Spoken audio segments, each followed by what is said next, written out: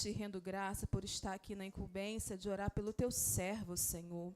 Pai querido, continua usando a boca do teu filho como boca de Deus nessa terra. Pai querido, que ele venha se diminuir, mas que o Senhor possa crescer, Pai, através dessa mensagem.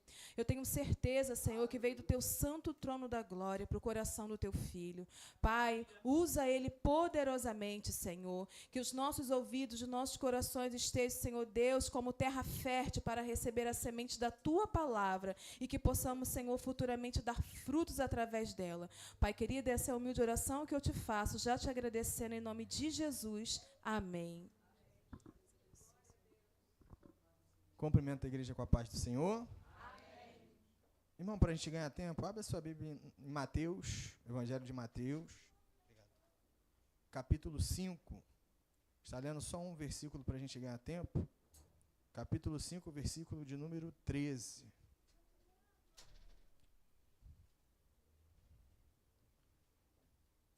Mateus capítulo 5, versículo de número 13. Que diz assim: Vós sois o sal da terra, e se o sal for insípido, com que se há de salgar?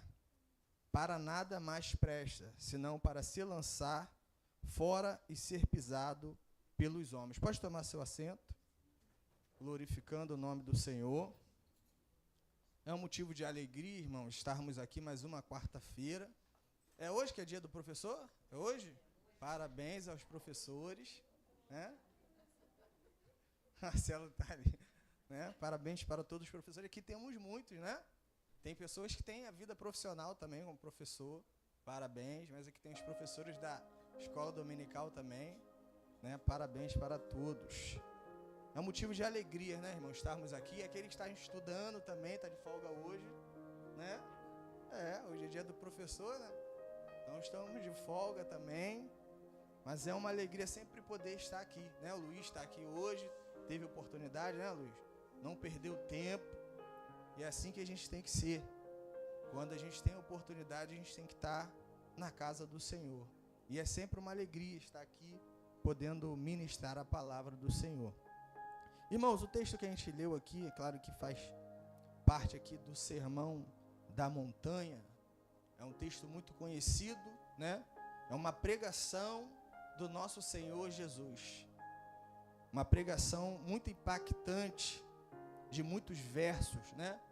De muito ensinamento. E ele tem o título como Sermão das Montanhas ou as Bem-aventuranças. Sermão das Montanhas, Luiz, eu acredito porque ele foi realizado no monte, né? Não se sabe qual, mas Jesus ele tinha essa mania, né? Até porque era uma expertise dele. Porque Jesus não tinha microfone, não é isso? Às vezes ele pegava o barco, se afastava, às vezes ele subia ao monte, para que sua voz alcançasse o maior número de pessoas.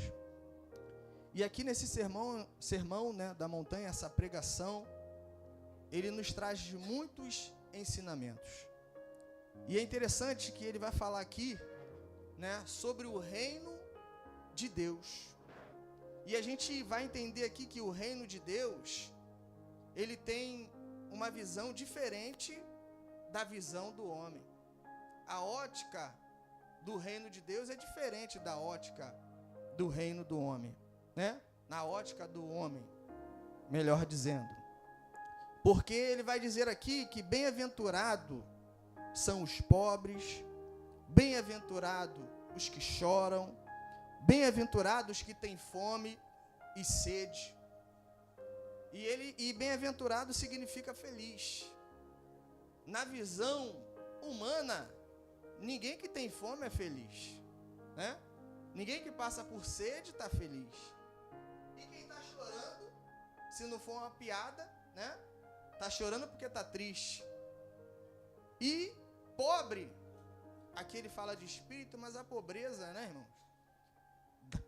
Dá um entender de que você falta alguma coisa, né? Às vezes nos falta algo. E ele vai dizer que essas pessoas são bem-aventuradas, são felizes. Na visão do homem é difícil de entender isso. de quem chora é feliz. Mas na visão do reino de Deus, aquele que é pobre de espírito é um bem-aventurado. Porque não termina por aí, né? Ele vai dizer que o pobre de espírito é bem-aventurado porque dele é o reino de Deus. E o interessante é que quando ele fala bem-aventurados que choram, ele não termina por aí, né? Até porque o choro não é o ponto final. Choro é só, né, uma parte, né? Uma transição. E ele vai colocar uma vírgula aqui e vai dizer que é bem-aventurado os que choram por quê? Porque serão consolados. Só quem chora pode ser consolado. Então o reino de Deus, ele tem uma ótica diferente do reino do homem. Deus vai falar que certas pessoas eram pequenas e na visão do homem era grande. E na visão do homem é grande, mas na visão de Deus é pequeno. A visão de Deus é diferente da visão do homem. Quando você olhava para Pedro, Pedro era um homem que tinha uma espada na cintura, né? Grosso, não é isso? Aquele pescador das antigas. Mas quando Jesus olhou para ele dessa forma, Luiz, ele vai dizer: apacenta as minhas ovelhas. Ele já via Pedro como um pastor da igreja. Então a visão de Deus é diferente. A gente olha lá para fora, vê, às vezes, a pessoa no mundo, né? Aí Deus vai lá, fala com ele, fala que eu amo ele, e você fica, mas ele, não é isso? Porque Deus já estava enxergando nele o que ele vai ser no futuro. A visão de Deus é assim. Mas para a gente entender, irmãos, porque ele está falando do reino de Deus aqui, é importante a gente entender aqui no começo. Porque se você for reparar a tua Bíblia, e eu acredito que você saiba disso, existe uma página em branco entre o Velho Testamento, final do Velho, e o início do Novo. Né? A gente aprendeu isso na escola dominical, que isso aí foi uma fase, né? Que tem o nome por interbíblico, né? E é um período de silêncio de Deus. Um período muito longo de um silêncio de Deus. Vão dizer que são 400 anos que Deus não falava com o povo. E esses 400 anos é representado por uma página em branco. Branco porque não tem palavras. Mas aí uma vez eu me peguei me perguntando, eu acredito que você se pergunta também, não tinha palavra, Deus não falava com o povo. Mas será que não tinha culto? Será que não havia adoração? Esses 400 anos, será que ninguém entrou no templo mais? Para orar, para louvar, para adorar? Já se perguntou isso? São 400 anos que não ouvia a palavra de Deus. Mas será que eram 400 anos sem culto? Sem alguém entrar num templo e adorar a Deus? Pelo contrário, a liturgia continuava. A liturgia, os sacerdotes, acendendo incenso, tudo isso continuava. O povo indo ao templo, tudo isso existia ainda. Mas o que não tinha era a palavra de Deus. E agora você se pergunta, é possível ter culto sem palavra de Deus?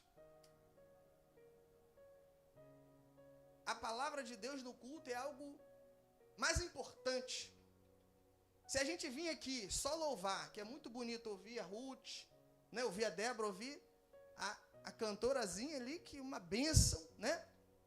A irmã ali também que canta muito bem. Eu não, nem o Romualdo, nem o Marcelo. É muito bom, irmãos, né? A gente vir aqui adorar, levantar as mãos para o céu, pular, porque eu gosto de pular também, não é isso?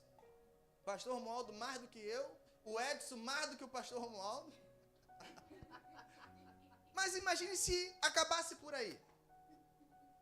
Era isso que acontecia. Não está completo, não é isso? Porque é a palavra de Deus que nos muda. Só cantar, só adorar, não é isso? Só pular, isso não muda a vida de ninguém.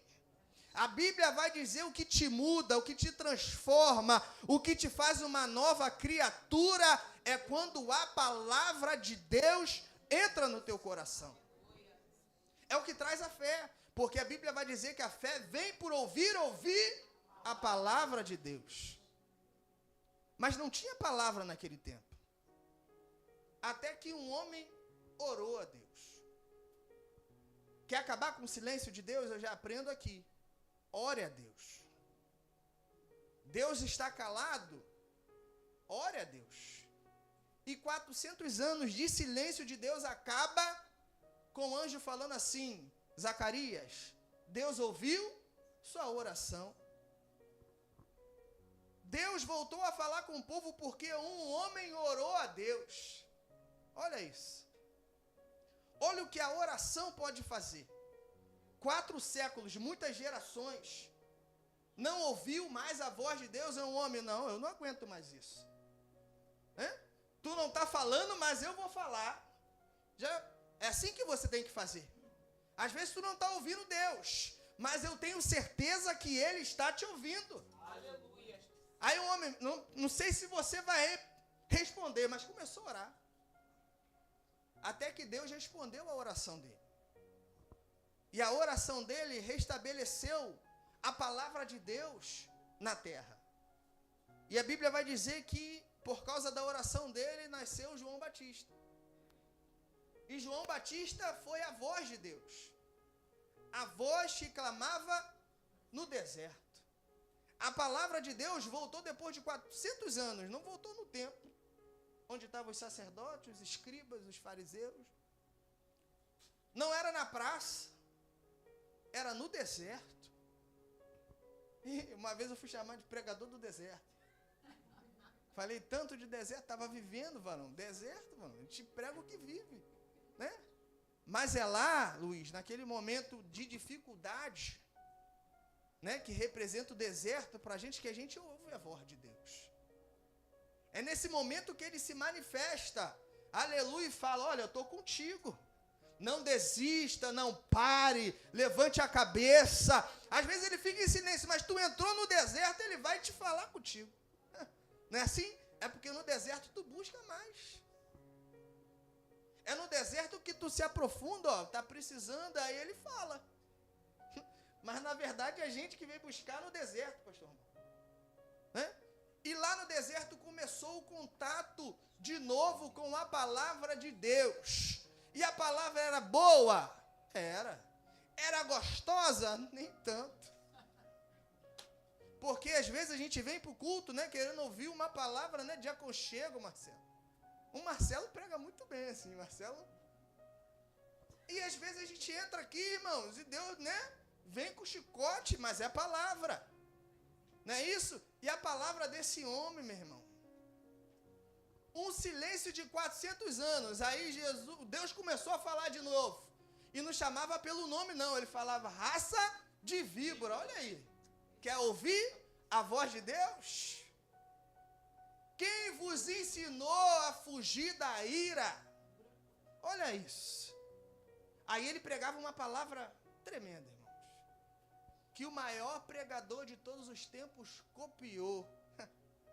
Ele falava assim: arrependei-vos, porque é chegado o reino dos céus. E ele pregava o tempo todo isso. E a gente fica com medo de repetir mensagem, né? Vou repetir mensagem. Teve uma vez, vou contar uma experiência de repetir mensagem rápido. Eu estava pregando numa das igrejas que fazia parte do campo, que eu era. Aí meu Deus, essa igreja aí, eu nunca preguei aquela mensagem, Marcelo. Aí eu fui preparado para pregar aquela mensagem. Meu irmão, não tinha um irmãozinho lá da outra igreja? Eu falei, meu Deus, esse varão já ouviu. Eu falei, vou pregar assim mesmo. Depois eu puxei o ouvido dele. Eu falei, o que tu está fazendo aqui, meu irmão? Brotou do planejamento. Né? Eu repeti, eu falei, já está no meu coração, vai essa. João Batista repetiu o tempo todo. Arrependei-vos, porque já é chegado o reino dos céus. E se você perceber, ele não pregava algo que ia chegar no futuro, não. E é isso que eu quero que você entenda nessa noite. João pregava uma palavra atual. Ele não chegava e falava, olha, arrependei-vos porque vai chegar o reino dos céus. Não, ele falava assim, arrependei-vos porque já é chegado o reino dos céus.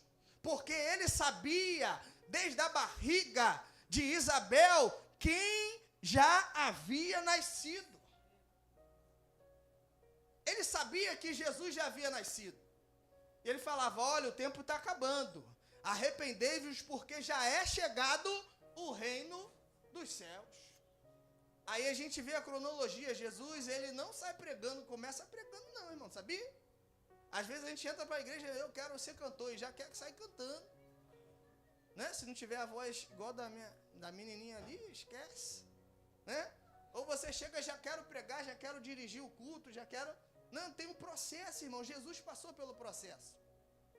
Jesus se batizou primeiro. Jesus foi tentado no deserto. Depois de tudo isso, a Bíblia vai dizer, capítulo 4, versículo de número 17. Desde então, começou Jesus a pregar e a dizer. Primeira mensagem dele, de Jesus. Copiou de João Batista. Arrependei-vos, porque é chegado o reino dos céus. Essa foi a primeira mensagem de Jesus. A mensagem que pregava João Batista. Aleluia. Então o que eu entendo com isso? Que muda o pregador, mas a mensagem é a mesma, irmão.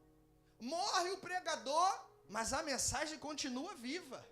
E continua a mesma. Eu vou sair daqui, o Romualdo vai sair, as irmãs vão sair, mas a mensagem continua a mesma.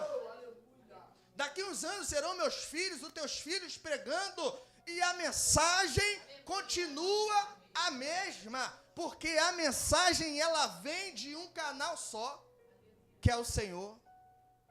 E ele começa a pregar, arrependei-vos, porque é chegado o reino dos céus. E você reparar aí, né?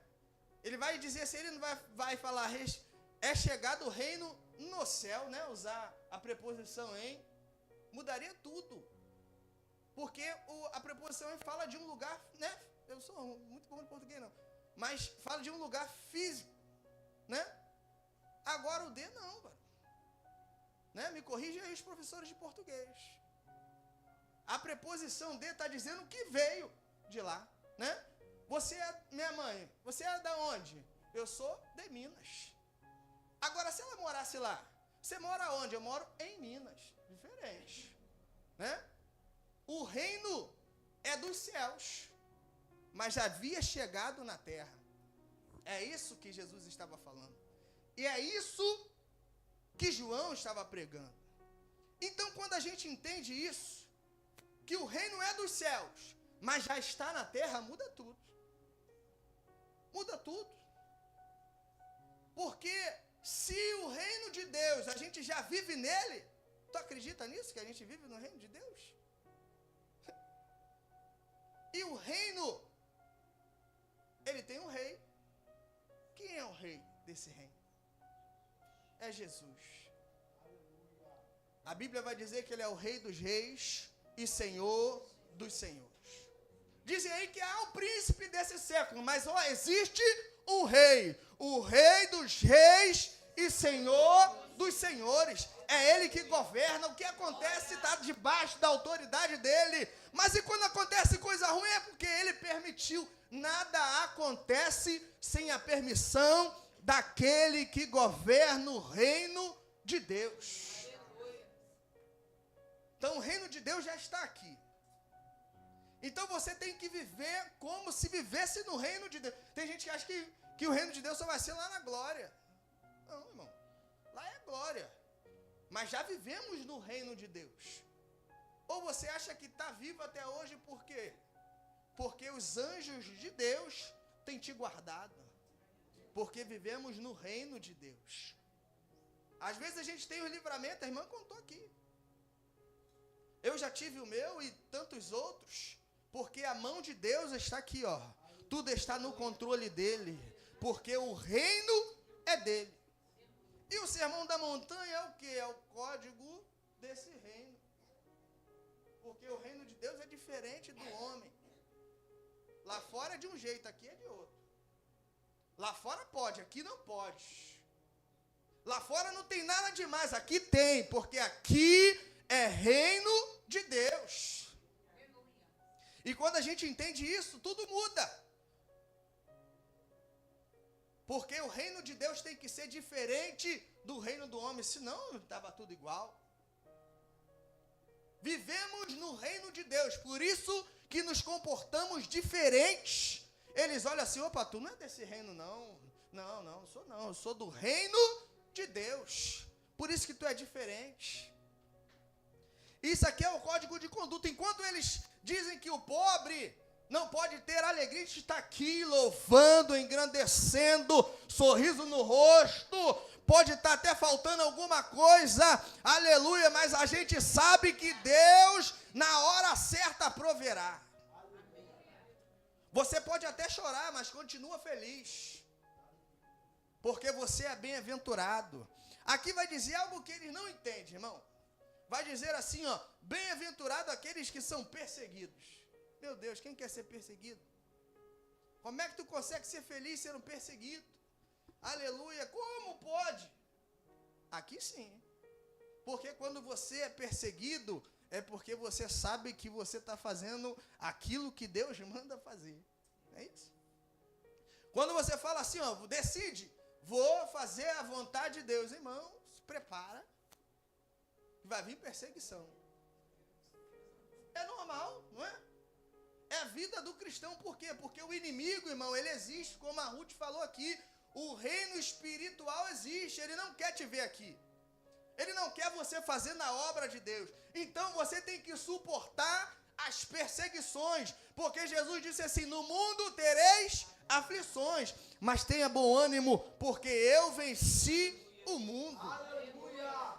Glória a Deus! Quando parar as perseguições, você fala assim, opa, como eu acho que eu relaxei. Né? Vida está muito mansa, eu acho que eu estou fazendo alguma coisa errada. Porque a vida do servo de Deus é assim. Né? E ele vai dizer aqui é o código de conduta aqui, do reino de Deus. Primeiro ele fala que o reino já chegou. Eu vou me adiantar aqui. E a segunda ele fala como é que funciona esse reino. E agora ele vai chegar e vai dizer assim, ele vai chamar as pessoas específicas. E eu quero já caminhar para terminar. Ele vai chamar assim, vós, texto que a gente leu, sois. Tá vendo que ele estava agora falando para a multidão, Luiz. Era uma multidão que eu via, mas agora ele para um grupo específico. Mas vós, tá vendo que muda tudo? Ele estava falando assim, ó, bem-aventurado e pregando, falando. Mas tem momento que ele chegou assim, mas vós, apontou. E ele está falando isso para os discípulos. Mas vós sois o sal da terra. Ele para a pregação para falar a característica daquele que vive no reino. A característica daquele que vive no reino é ser sal. E agora, sabia que eu sou bom de cozinha? Eu cozinho, né? Não é verdade? Tendo tudo de cozinha. Nossa, nem tudo, irmão, brincadeira, exagerei. Mas eu me viro bem, né, mãe? Minha mãe sabe. Então eu vou falar do que eu conheço agora. E o sal faz parte da cozinha, não é isso? Não é um tempero, Marcelo? Tu entende de cozinha, Marcelo? Ah, tu entende também, né? Então tu, pô, eu e tu e eu. Joga aqui, joga ali. Mas o sal, aí eu aprendi que o sal é algo interessante na cozinha, sabia? E ele está falando que nós, discípulos, somos o sal. Olha como ele te compara.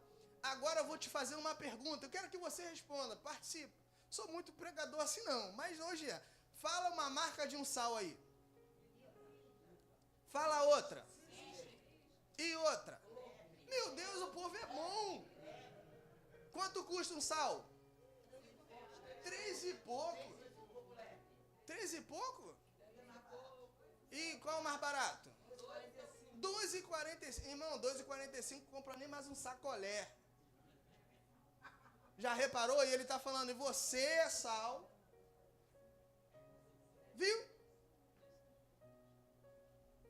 E vou fazer uma aplicação para você entender.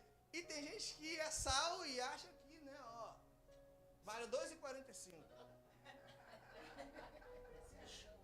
Às vezes tu não consegue nem achar o sal no mercado. Por exemplo, procura o sal. Eu não sei nem onde fica ali na prateleira. Escondidinho, ninguém quer saber do sal. A verdade é que ninguém quer saber do sal. Mas quando você está fazendo um arrozinho lá, ó, né, Marcelo? Aí tu vai procurar o sal, acaba. O desespero. Não tenho. E o desespero que bate? Porque quando não tem alho, tem aqueles temperos da Casa Pedro que subia. Joga um tempero aqui, ninguém sente falta do alho. Mas come um arroz sem sal. Olha aí. Pode não ser importante. Sabe o que é a diferença do importante e do necessário? O sal pode não ser importante, mas é necessário.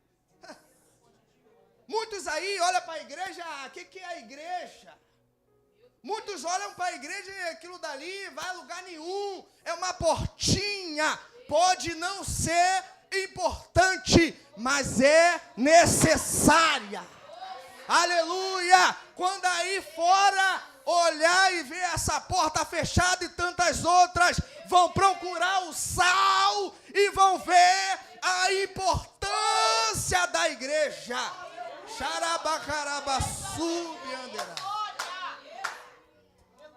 Oh, aleluia! Pode não ser importante para muitos, mas que é necessário para todos, é necessário. Muitos podem olhar e não vale nada, né? Como sal. Ninguém faz propaganda de sal, irmão. O pessoal não faz propaganda da picanha, não é isso? Da alcatra. Propaganda do sal, tenta achar uma propaganda, não vale a pena. Não fica achando, irmão, que você vai ser, né? Oh, bota ele no outdoor. Ninguém está aqui para isso, não. Tu está aqui para ser sal. Às vezes não vão nem saber onde tu está. Mas quando faltar, onde mora ele? Onde mora? Onde? Vão procurar porque é necessário. E o sal, ele tem umas características muito interessantes. Primeira característica, ele é invisível. Ah, mas eu vejo ele branquinho ali, ele branquinho, branquinho. Mas quando você joga ele no arroz assim, ó, né? Aí tu olha lá para ver se tu acha ele. Visível, irmão. O importante não é ser visto, não. Por isso que o próprio João vai dizer, o importante é que ele cresça e eu diminua. Ele olha ali pro arroz, aí, mas será que esse arroz tem sal? Como é que vê se tem sal ou não? Porque olhando não dá para ver,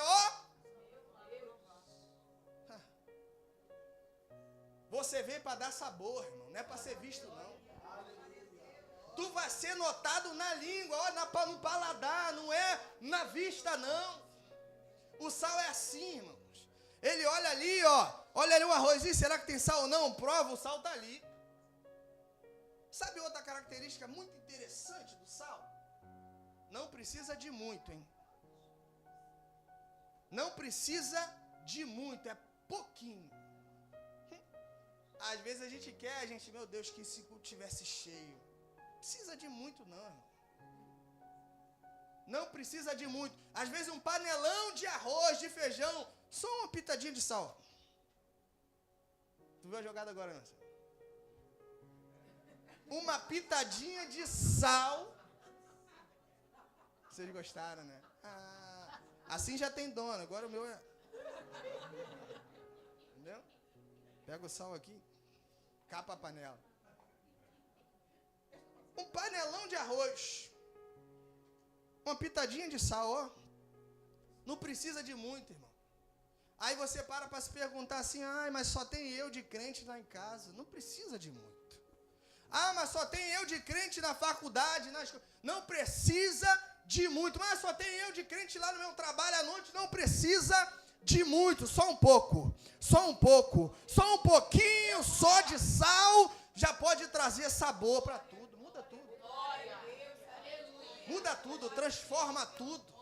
Aleluia. Pouco. E outra coisa aqui, se não me empolgo, a gente vai até meia-noite. Caminhando aqui para o final. Já reparou algo também interessante no sal? Porque tu é sal. Jesus falou. Vós sois sal do mundo. Sabe o que é interessante? Por exemplo, tu vai fazer o feijão. Vocês vão sair daqui com fome, né? Vamos fazer o feijão.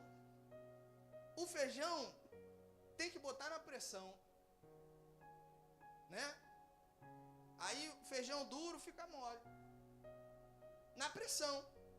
Muitos alimentos mudam o gosto na pressão, sabia? Morde a carne e bota na pressão para tu ver se não é diferente. Muitos alimentos vão mudar o gosto na pressão, por quê? Porque está sendo submetido a uma temperatura, uma força, uma pressão. Mas o sal não muda. O sal pode colocar ele na pressão. Ele não muda a sua essência. Quando Jesus fala assim, tu és sal do mundo. Ele já sabia que tu ia passar por dificuldades, por pressões, por ambiente difícil, hostis, mas isso não vai mudar a sua essência. Você vai abrir a panela de pressão depois de deixar sair a pressão, vai provar, o sal está lá.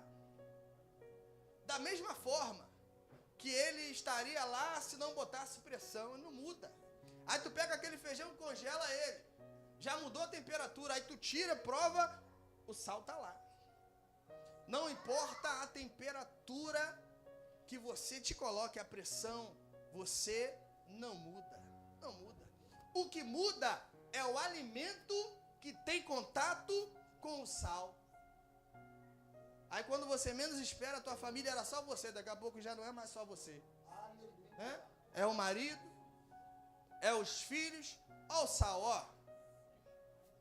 Só dando sabor. Aí daqui a pouco cumpre o que Jesus falou, o que Deus falou. Eu e a minha casa serviremos ao Senhor. Mas precisa só de um. Tem que começar com um pouquinho. Se coloque de pé, meu irmão, já estou terminando. E tem algo também que o sal ele vem para dar sabor e também ele tem outra finalidade. E essa é a finalidade da igreja em si. Porque tu já viu aquela carne quando eles salgam a carne? Para que é aquilo? Conservar. Para não apodrecer. Olha que interessante. Jesus está falando que você é esse sal. Quando o sal é colocado ali de forma, exagerada na carne, justamente para não precisar estar com aquela carne na geladeira, ela não apodrece a si mesma. As bactérias não penetram por causa do sal. Não estraga, não contamina. Essa é a função da igreja. Irmãos, o mundo está perverso? Tá. Tá difícil? Tá. Tem corrupção? Tem. Mas tira a igreja para tu ver. Quando Jesus levar a igreja, aí a gente vai ver. A gente não, que a gente vai estar lá. Né? Mas quando a igreja subir, vão ver. Vão ver a diferença de ter o sal na terra e o sal não está aqui na terra. A podridão. Então ela serve para não deixar contaminar. Irmãos, a tua casa, ela só não está contaminada porque você está. Enquanto você estiver lá, trazendo sabor, aleluia, conservando a tua casa em oração, o inimigo não pode entrar, a corrupção não vai entrar, a violência não vai entrar, porque lá existe sal.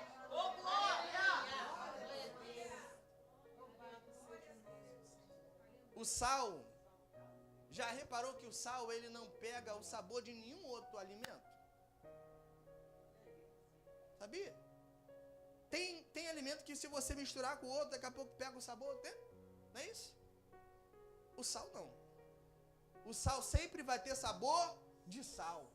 Ah, mistura ele com outro tempero. Sal vai estar lá. O sal não muda. São os alimentos em volta do sal que muda. Quem tem contato. Irmão, não é você que tem que mudar. Deus te chamou para fazer a mudança na vida de pessoas. Ah, mas se eu entrar ali eu não vou me corromper. Vai nada, irmão. Porque se você for sal de verdade, e é assim que Deus faz. Aí Deus vai lá, pega o sal, bota lá na política. Aí pega outro sal, bota lá e vai botando e vai, ó, aos pouquinhos, trazendo sabor para tudo. Por isso que é importante a gente estar em tudo quanto é lugar. Na faculdade tem sal. Nos trabalhos tem sal. Nos quartéis não tem, Marcelo? Sal.